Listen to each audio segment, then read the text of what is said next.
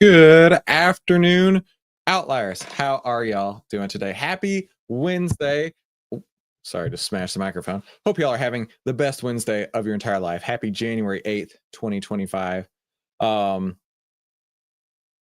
I really want to do some trading, but the market is not quite cooperating.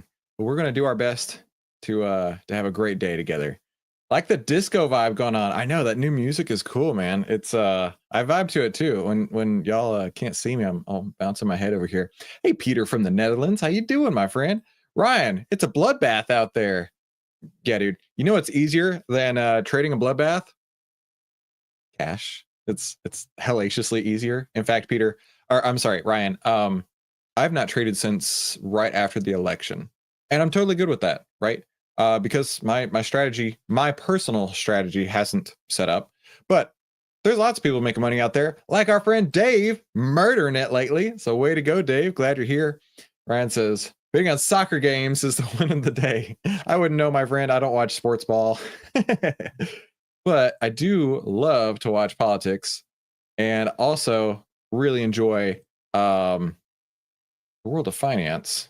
So before we get into this, welcome to the OVTLYR Trading Room. My name is Christopher Ewell. I've twice been awarded top 100 people in finance. I was mentored by 5 of the market wizards, the best traders of all time. I've been successfully trading since 2009, and this is where we save time, make money, and start winning with less risk together as a team. But before we get into trading, let's get into the lesson of the day. Okay, so be sure you stick around to see how we all rank this out of 10 and subscribe if you haven't done so already. So let's take a look at this video here. This is called Kevin O'Leary, Trudeau. So Kevin O'Leary, colon, Trudeau. The idiot king is gone, but Dante's hell awaits the next leader. This video is popping off right now, so let's see why. We have Kevin O'Leary, aka Mr. Wonderful, back with us today with the fresh news that Prime Minister Trudeau has resigned. He's the first person I thought of. Kevin, Happy New Year. So good to see you. It's great to be here. Thank you, Danielle. Yeah, it's a different time. I'm in Montreal right now, and I have to say, it's interesting times, Kevin, and you are the first person I thought of when I heard the news yesterday of Trudeau's resignation. What was going through your head? What were you thinking? Well, you know what I was thinking? Good riddance. Good riddance. And, you know, you think back about how woke things had gotten, and you think back about how just even supporting the truckers in Canada would get your bank account, get your assets frozen. I mean, how authoritarian could someone be in 2022, 2023, 2024? I am so glad to see, for Canada's sake, that they finally got some common sense.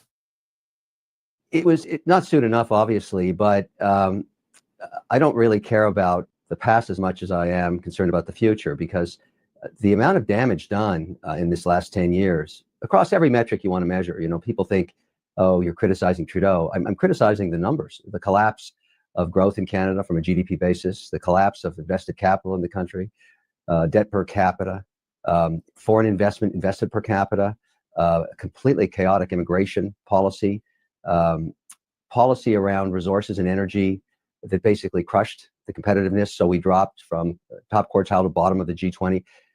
There's no number you can measure during the mandate of Trudeau that isn't a complete collapse. And the one that finally did him in, and rightfully so, was wiping out 41% of Canadians' net worth through their currency, so that you can't take your child to Disneyland anymore.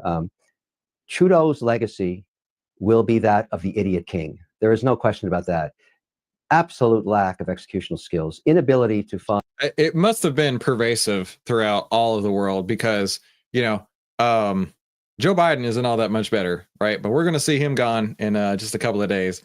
Dave's not doing so great today, but that's all right, Dave. Mikey Mike, how's it going? How did the transaction go? Did you get your business all sorted? And congratulations on that business, my friend. Find cabinet members in a parliamentary system, particularly when he had a majority mandate that could fulfill these roles. Putting a journalist in finance, a complete disaster. It's never been done before. Why you would ever do that is beyond me, but Canadians suffered. And so he deserves the legacy he's going to be given. There's no excuse for it. And I'm going to teach this case. I know we have a lot of Canadians that hang out with us here on Outlier. Do me a favor in the chat. Let me know what your opinion is if you're comfortable with sharing. I know that you basically can't criticize anything online in certain countries. So if you're not comfortable with that, no stress. But if you are, I'd love to hear what's going on. Mikey Mike says, all is good. Already have sales today. Congratulations, dude. That is awesome. Case at Harvard. I'm taking on another year as an executive fellow because I think it's an important case about nations' competitiveness and the damage policy can do. And so I think, you know, where we're at now is a horrible place. It's an unbelievable situation. I've spoken to you about this for 2 years. He is beyond the worst prime minister. He borders on financial malfeasance in every measure. You know, I'm in Canada right now, in Montreal, your birthplace, Kevin, and speaking to Canadians, they just feel so battered and bruised. And yes, they feel, let's talk about the future. And there is hope. But like you said, there's just this sense of like we've lost our sense of national pride, of identity, our sense of direction. And how hard will it be to get back on track here? It's going to be very hard. Trudeau was also successful in alienating Canadian people against other nationalities, the Egyptians, the Indians, the Chinese. You know, this all started where you are. The birthplace of this travesty, I don't know what else to call it, is in the early 1990s at McGill, when Trudeau was met a classmate there named Gerald Butts. Now, Gerald Butts does not get a lot of the limelight. I'm going to try and fix that for him. He has blood on his hands in terms of murdering the Canadian economy. The two of them, dancing like nymphs in the forest, decided they were going to change Canada's entire legacy and did not understand or ever read where the wealth of Canada was born in its resources. And so Trudeau had no idea what. That's what I was just thinking, wasn't it? In resources, right? And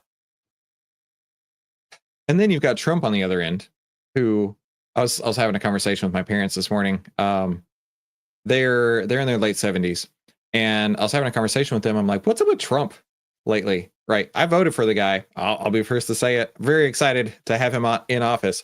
But what's up with Trump being like, we need the 51st state to be Canada and the 52nd state to be Greenland, right? The United States is going to be huge. It's going to be the Gulf of America, not the Gulf of Mexico anymore. The Gulf of America. It's going to be massive, tremendous, right? So, like, whoa. What the conversation I was having with my parents was, what's up with this like colonialness all of a sudden, right? Where he's going to like colonize all the world, like the British did in, you know, up to 50 years ago. What's up with that? I don't know. But on the Gulf of America thing, I got to thinking about this. Now we do have some viewers who watch from Germany. I know you guys call your country Deutschland, but we call it Germany. And so I got to thinking, it makes total sense. If we Americans want to call it the Gulf of America, by God, I don't think anybody's going to be able to stop us from calling it the Gulf of America instead of the Gulf of Mexico. The rest of the world can call it whatever they want, but to us, the Gulf of America. What he was doing, that's clear now. But Butts designed policy as his chief advisor that slowly started to destroy the competitiveness across all sectors. And so what he did is he used permitting in the courts to start to deny permits in energy, in mining, in precious metals, in paper, in forestry, in water. He made it so that you couldn't get anything done or invested in at all. And that's Butts. That's Gerald Butts. That's the blood on his hands. So if Trudeau was the idiot king, the idiot jester's Butts, and he's escaped any scrutiny, and I'm going to work hard to make sure he gets his fair share of the claims that are being made against Trudeau, because Trudeau never understood Butts' policies. And so the first place you saw that was, remember, they had a majority mandate in the first 4 years, and Butts did all this stuff. It collapsed the Alberta economy. It collapsed interest in pipelines. It collapsed interest in mining permits. It collapsed any foreign sovereign wealth investment in Canada because all they got was delays and inability to get permits. And eventually in 2023, Danielle Smith in Alberta had to go to the Supreme Court to get back the rights to even develop her own resources, and won that case and started to bring capital back, as she should. But that was really Gerald Butts. And so we must make sure in the legacy, and as I teach the case in institutions, I'll make sure that he gets his fair share of the credit for destroying his own country. You know, I don't know how he sleeps at night. I really don't. You know, speaking about history lessons, Kevin, yesterday I kind of went down this rabbit hole of re-looking at Pierre Elliott Trudeau, his father's resignation, and parallels we can draw between the two. But what I find interesting is that while Pierre was a, yes, divisive prime minister, and maybe you didn't agree with his economic policies, there are still many Canadians, including my parents, who will look back and think he was absolutely, you cannot argue he wasn't a strong prime minister, strong in the face of crisis, had conviction. And how much did that weigh on Justin, perhaps, of having to, perhaps live up to his father? He's disgraced his father's legacy and the Trudeau name. That's going to be something that family has a burden on their shoulders in perpetuity. My mother is in the group you just described. She loved Pierre Trudeau. I met Pierre Trudeau. He believed in job creation and GDP growth. Sure, he had lots of policies people disagreed with, but he was a very strong leader, a definitive leader, and used the office of the prime minister to get stuff done, unlike his son. Nepotism is a horrible curse. And we've proven it, and the people are going to suffer, the Canadian people. Trudeau was never qualified to be Prime Minister of Canada. Never should have been. And he used his name wisely. And look, I have to give him credit. Almost 10 years, I think only second to Mackenzie King in terms of longevity. And he did all that with absolutely zero executional skills. And who suffered for it? The Canadian people. I actually had to fact check that because I couldn't believe how high it was up there in the terms of longevity of prime ministers. But looking to the future now, let's look at the Liberal Party. Obviously in shambles right now, Kevin, but who do you think emerges as the leader? Every Liberal Party's in shambles right now. Let me catch up on the chat. Peter says, well, we'll call the U.S. the United States of Greenland in the next few months. No, you will not. You will call the Greenland the 51st American state or whatever it's going to be. No, you will not call it the United States of Greenland. No, sir. Biden did do a lot of that same mess with the resources and whatnot. And you know what? Good riddance to him, because this dude is going to be gone in just a minute. Just like we're going to be gone from this video right now, right? So we didn't have any stocks to rank in that. So let's give this video a ranking here real quick, okay? So if you were to rank that video on a scale of 1 to 10, generally I like to look for trading. There were no trading things to talk about really with that one. I mean, we could look up some energy sectors, but still, like, they're talking Canadian stuff versus, the best nation in America. No offense to everybody else, but I'd rank it 6. It's decent. I mean, I'm glad to hear a little bit of the history, and I'm very glad for the Canadian people. But for me, I don't know. I didn't get a whole lot out of that, and that's okay. You know what? Not everyone's going to be a winner. Like our member highlight of the day, we got some winners around here. Let's go see what's going on in our Discord. All right, so let's jump in the Discord here and catch up on the chat. I got to scroll up a little bit. Y'all have been busy. All right, let's see. Yesterday, Bob delivered a very nice year-end signal on VST, called it perfectly. 5 trading days, up 17%. Let's go to VST real quick that he's talking about. VST. And Michael says, Danielle is easy on the eyes, so you should bump it up a couple points just for fun. Wes says, video ranks at 10 because it's Mr. Wonderful. Peter says 4. Ryan says 6 because of Kevin. All right, VST. Oh, dude, check that out. So Bob totally, oh, I zoomed in too much. Let me zoom out a little bit. Bob nailed that. Look at that. So that buy signal came through on December 30th on VST. So let's go to December 30th on VST. That was this day here. So for me personally, not a signal I would have taken, and that's okay. That's the great thing about Outlier, right? You're going to find opportunities that I may not take. I may take opportunities that you may not take. But either way, we're going to give you opportunities all day, every day. And look at this.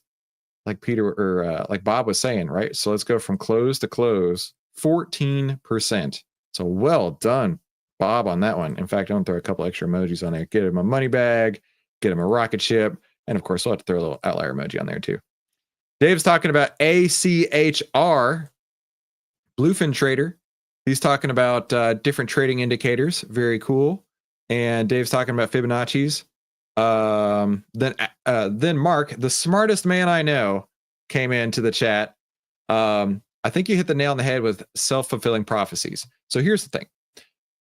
Selling begets selling. Buying begets buying. This is reflective in multiple things, including the breadth, right? How many stocks are being pushed up or pushed down. And this is reflective in the price of stocks, right? That is the way that markets work. They trend. It's crazy to say, but markets actually do trend, right?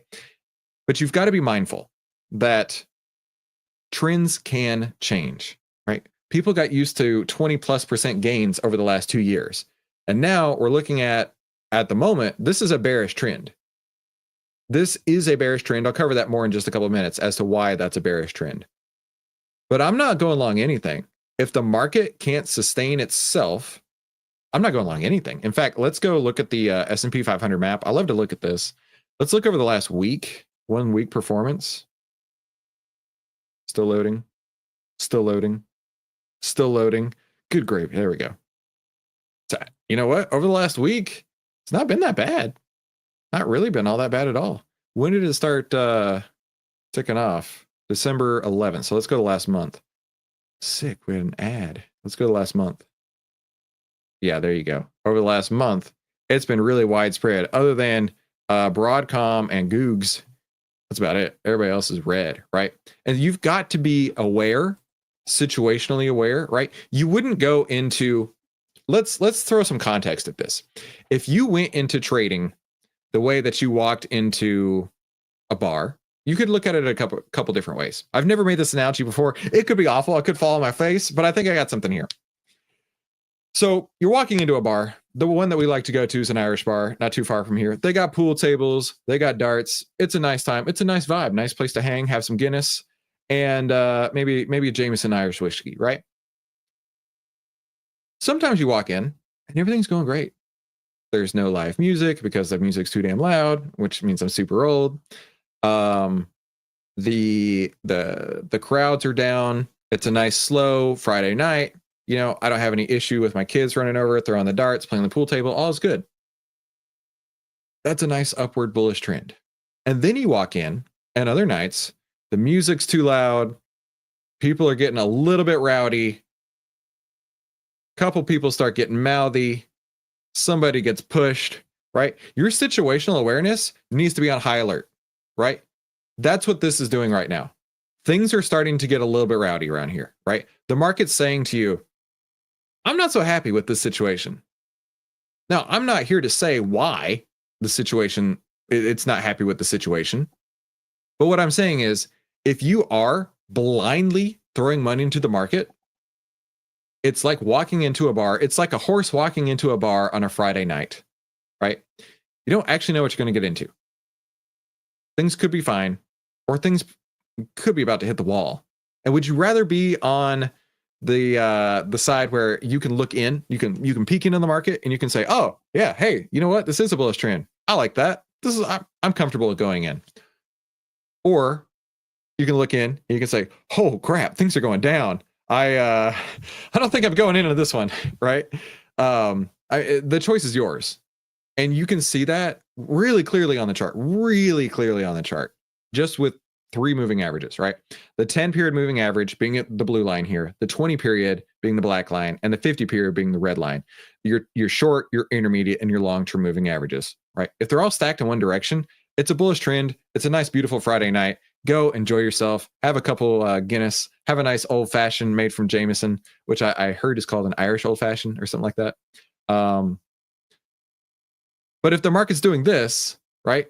Somebody just threw a shoe through the window, right? Somebody just broke a beer bottle. What's happening in there? I don't know, but I'm certainly not going in. And that's how you have to treat it with your money. Okay. That's how you have to treat it with your money.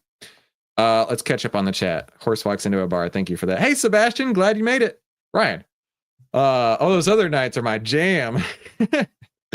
Today's a good old fashioned Western bar fight kind of day, right? Jackie Blue. Hey, man. Or lady, I'm not sure, Jackie, but I'm really glad you're here. Thanks for joining. I hadn't seen you here before. What's the definition of blindly? So for me, the market, I always start with the market. I always start with a top-down look at the market. Why would I start with a top-down look at the market, right? If Jackie's a dude, thank you, Jackie. If I want to buy something, for example, I've been talking about SOFI stock over the last couple of days on some of our other videos, right? SOFI stock has had a really strong run lately, right? SoFi stock has been very strong since September. It's been in a beautiful uptrend, right? The SoFi stock, the trend is now reversing, right?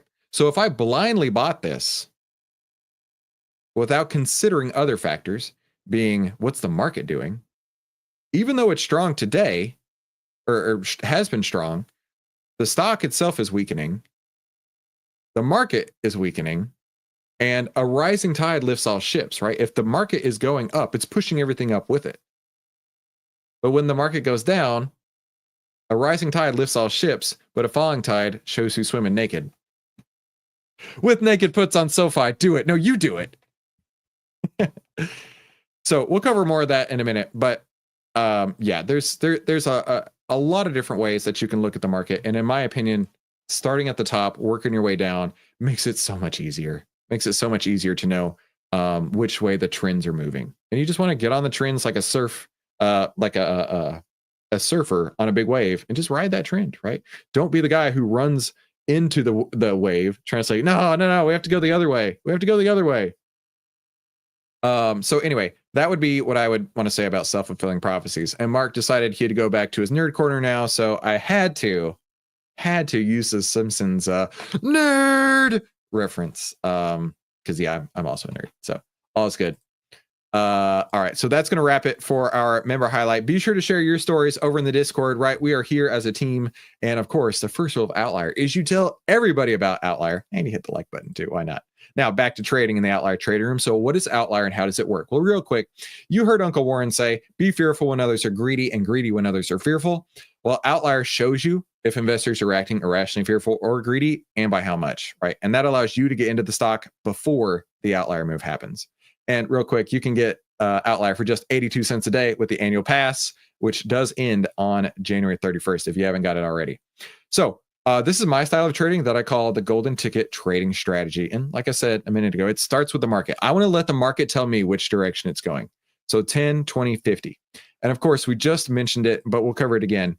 The 10 is under the 20. The blue line is under the black line, and price is under the red line, right? That means this is definitively, mathematically, a bearish trend.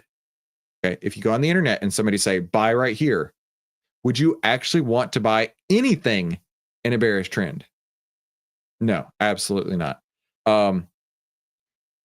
At some point, the trends will start to reverse, and it gives you signs, right? The moving averages cross over, price will close on the other side of it, right? If you're in a nice, easy trend, let's go to SoFi real quick. If you're in a nice, easy trend, you don't have to fight anything. You just buy and hold, right? It makes life super simple. But it's those turns where it's like, oh, wait a minute, I should be seeing this, right? This is the opposite of being blind. I should be saying, oh, okay, I'm picking up on these signals that's generating for me right here. Not necessarily buy, not necessarily sell, but hey, something's changing, right? See how big and wide these gaps are here between the moving averages? And then we start closing under the moving averages, and then the moving averages start crossing. Right. This is a potential top here. In fact, I want to Google this for you. I didn't have this planned. Just thought off the top of my head. There's 4 stages of a stock. Go to images. So there's 4 different stages of a stock. So there's the accumulation phase. This is where people are buying it before it makes the move. And SoFi is a really good example of this, which is why I wanted to show it, right? There's this part down here where people are buying it. They're hopeful that something's going to happen, but not really anything's going on, right? Then there's the markup phase where price is going up. People are getting excited. Those self-fulfilling prophecies are self-fulfilling, right? Hey, I'm excited about SoFi. I'm going to tell you about SoFi, right? We collectively are going to be buying more and more of the stock. And by doing so, we collectively push up the value of the stock. And then it gets to this distribution phase, which is what we're seeing on SoFi. This is textbook distribution phase. Textbook. You could overlay it on this right here. Now, does that mean it's going to go down? I don't know. But I would say, if you are a long-term holder of this and you've seen all these profits come through, I would start jumping. Just me personally. Jackie says, if I start the 21-day trial, will the January special still be available to me in 21 days? Jackie, dude, just go in the Discord and ask for it. Mahesh will take care of you. Don't worry. Customer service is our #1 thing, Jackie. We want to take care of you guys no matter what. So at the end of the 21 days, if it's right for you, my friend, you should be good to go. But I mean, 21 days, that's 1, 2, 3. Yeah, you should be good before the end of the month. You're good to go. Brian says, reminds me of Chase Coleman from Tiger, saying he's only buying Meta, Microsoft, Google today. I don't know this Chase guy. Maybe I should do a couple of videos on him. Is he on YouTube? Hang on. Let's Google him up. Chase Coleman Tiger? Oh, Tiger Global. Oh, okay. Okay. Tiger Global is one of the premier hedge funds. Oh, man. Okay, I got to look into this. I wasn't familiar with Chase's name, but I do know of Tiger Global. Yeah, got it. All right, we'll definitely have to check that out later. So let's get back to this. Now, we're talking trends, right? We're talking trends of the market. Is the market trending up or is it trending down? Currently trending down, okay? So we've established that it's an bearish trend. Let's go to the next step here, which is looking at the market and sector breadth. What is breadth? Breadth is the number of stocks that are all moving together. Here's a great example of breadth. Go back. If you had to guess over the last month, what would you say the breadth of that would be? Positive or negative, right? I'll let you put it in the chat. If you had to guess over the last month, would you say the breadth of the market would be positive or negative? This is a all this is the S&P 500 grouped by market cap, right? The bigger ones have larger market cap. And of course, green is up and red is down. What would you say looking at this? I'm going to wait. Put it in the chat. Would you say that the market breadth is positive or negative? You could put a plus sign in the chat or a negative sign. You could put a #1 or a #2 in the chat. Positive being #1, negative being #2, whatever the case is. Put in the chat. Let me know what you think. Because I can quantify this, right? I can quantify this. If I go into the market breadth and outlier, and I zoom over, slam this to the right, we can see here that, in fact, we'll drop the moving averages off. We can see here over the last month, how many stocks it has come down in market breadth. Now, what is this measuring here? This is measuring our bull list. So let me pop this open here. Our bull list is all the stocks that have a buy signal, right? All the stocks that have a buy signal go on the bull list every day. And as of right now, there's 815 on that list.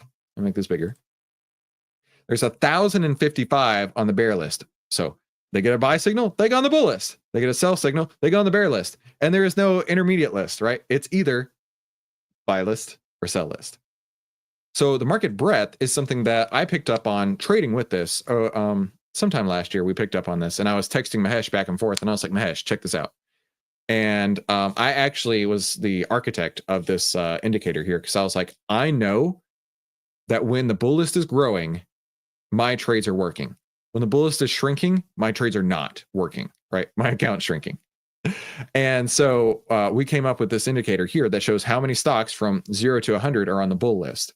And it does show, hey, this came down from a relative high about a month ago of 64% to today it's at 43%, right?